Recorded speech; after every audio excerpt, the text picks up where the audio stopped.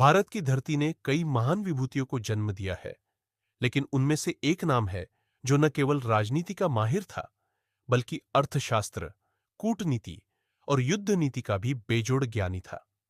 ये थे चाणक्य, जिन्हें कौटिल्य और विष्णुगुप्त नामों से भी जाना जाता है। चाणक्य का जन्म लगभग 375 ईसा पूर्व में हुआ माना जाता है।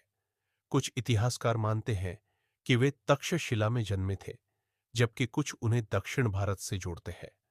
वे जन्म से ब्राह्मण परिवार से थे और बचपन से ही असाधारण बुद्धिमान थे। चाणक्य ने तक्षशिला विश्वविद्यालय से शिक्षा प्राप्त की और वे राजनीति, अर्थशास्त्र, ज्योतिष और चिकित्सा जैसे विषयों के अद्भुत विद्वान बने। उस समय मगध में नंद वंश का शासन था। नंद शासक की क्रूरता और अत्याचार देखकर चाणक्य ने प्रण लिया कि वे इस वंश को समाप्त करेंगे। इसी दौरान उनकी मुलाकात एक युवा और तेजस्वी बालक से हुई, जिसका नाम था चंद्रगुप्त मौर्य। चाणक्य ने चंद्रगुप्त को शिक्षा दी, राजनीति और युद्ध नीति में प्रशिक्षित किया और अंततः नंद वंश को उखाड़ फेंककर मौर्य साम्राज्य की स्थापना करवाई। चंद्रगुप्त मौर्य सम्राट बने और चाणक्य उनके महामंत्री।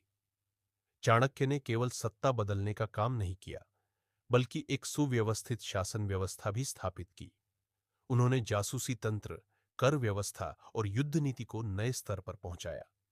उनकी महान रचना अर्थशास्त्र आज भी राजनीति, कूटनीति और अर्थव्यवस्था का अद्वितीय ग्रंथ मानी जाती है।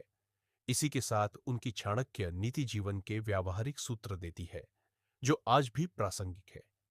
चाणक्य के अंतिम समय को लेकर अलग-अलग कथाएं हैं।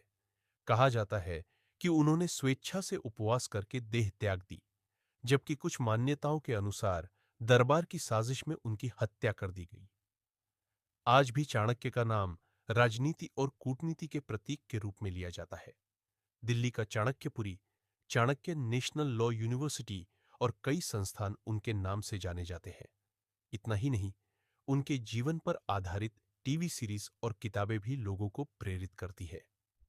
और अंत में मैं इतना ही कहूंगा कि चाणक्य ने दिखा दिया कि सही दिशा, सही नीति और अडिग संकल्प से एक साधारण ब्राह्मण भी संपूर्ण भारत के इतिहास को बदल सकता है।